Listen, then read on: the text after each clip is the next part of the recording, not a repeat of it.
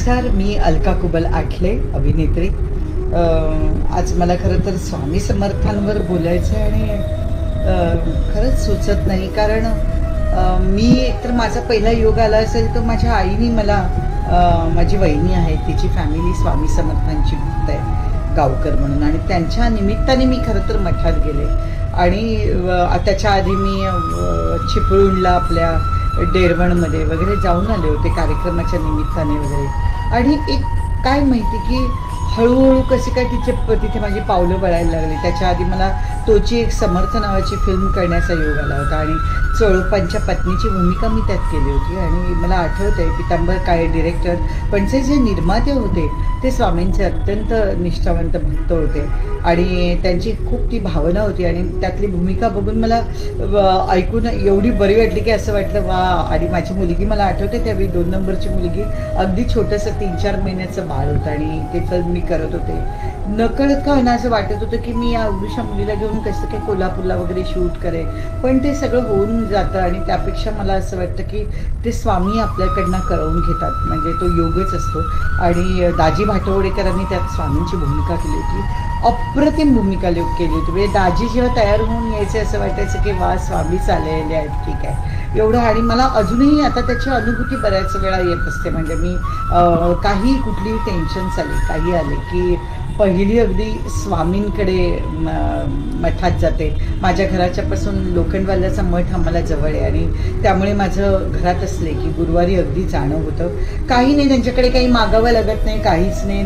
ती कुठली अंधश्रद्धा नाही की तुमच्याकडनं काही मागितलं जातं, कुठेच काही नाही. तुम्ही मनापासून त्यांच्यावर श्रद्धा ठेवा, विश्वास ठेवा. तुमचं मन मोकळं नाही केलं तरी स्वामींना कळत असावं असं तुम्ही मनाने एकदम न्यूट्रल होऊन येता आणि सगळी टेन्शन्स तुमची जातात. मला एक घरातला किस्सा आठवतोय की माझी स्वामींच्या मूर्ती माझ्याकडे 2 आहेत ते घरात. आणि मला माझे सासूबाई अल्झायमर्स पेशंट होत्या 15 वर्ष, आणि त्यांना खरंच काही कळत नव्हतं. लहान मूल होतं 2 वर्षाचं.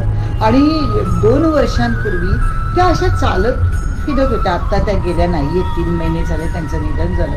पण त्यांना ती माझी स्वामींची मूर्ती ठेवली होती. मी ते पेपर वाचत होते, त्यांनी ती स्वामींची मूर्ती घेतली आणि अशी वरून ती टाकली. आणि मला ते स्वामींच्या मूर्तीचे एकदम असे तुकडे झालेले पावतच नव्हतं. मी अशी रडायला लागले आणि त्यांना मी नाही काही बोलू शकत होते, कारण ते एक लहान मुलं होते. आणि मला कळेना की या स्वामींच्या प्रकट दिना दिवशी आईला ही बुद्धी काय झाली, खरंच काही कळत नव्हतं. आणि मी एकदम बेचैन होऊन गेले. म्हणजे त्या दिवशीचा माझा दिवस असा, मी स्वामींची माफी मागितली, सगळं झालं, पण काही मनातनं जाईना. आणि आता जेव्हा मी सोलापूरला गेले आणि मला स्वामींच्या मूर्त्या बनवतात ते संदीप पवार ते भेटले आणि त्याने मला स्वामींची मूर्ती जेव्हा पुन्हा भेट दिली आणि मी ती मूर्ती माझ्या हातात घेतल्यावरच मला माहिती नाही, माझ्या अंगावर असा सदसरून काटा आला आणि मी त्या जागेवर पुन्हा येऊन ती मूर्ती ठेवली.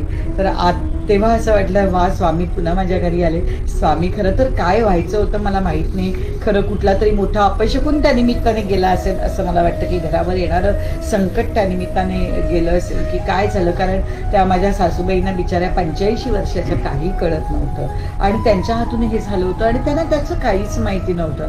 म्हणजे मी त्यांच्यावर रागवूनही काही उपयोग नव्हता, कुठलंच नाही. की त्या माझ्यावर जेव्हा त्यांना समजत होतं तेव्हा माझ्यावर त्या नेहमी मठात यायच्या. तर हे काय घडून गेलं होतं माहिती नाही, पण जे काही आहे ते मला प्रत्येक वेळी मला असं वाटतं आत्तापर्यंत मला मिळालेलं यश आहे किंवा मला कोणी स्वामी परिवारातलं भेटलं की खूप आनंद वाटतो. आणि ती माणसं नकळत माझ्या आयुष्यात जोडली जातात. हे कुठल्या तरी कामाच्या निमित्ताने कोणीतरी माझ्याकडे येतं आणि म्हणतात अरे तुम्ही स्वामी परिवाराचे आहात, माझ्याकडे एवढे स्वामी ठेवलेले पाहून. तर आणि म्हणतात आम्ही पण सगळे स्वामींचे भक्त आहोत. आणि असे करून व्यवसायाच्या निमित्ताने होईना, कुठल्याही निमित्ताने होईना, ही स्वामी परिवाराची माणसं एखाद्या माळेप्रमाणे एकमेकांशी जोडत जातात असं मला वाटतं. आणि कुठलंही टेन्शन आलं की मला वाटतं खरंच स्वामींकडे काही मागण्याची गरज नसते, ते समजून जातं. आणि खरंच त्यांचं जे म्हणणं आहे, वेदवाक्य आहे, भिवू नकोस, मी तुमच्या पाठीशी आहे, आणि ते खरंच आपल्याला त्याच्या अनुभूती प्रत्येक वेळी येत असते. श्री स्वामी समर्थ.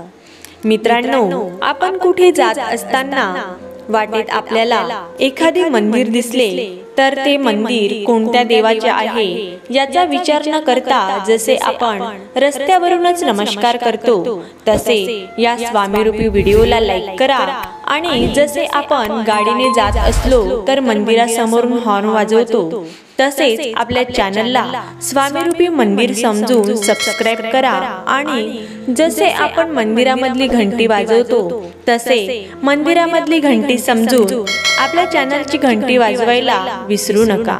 येऊ नको तुझ्या पाठीशी तो आहे, येऊ नको तुझ्या पाठीशी तो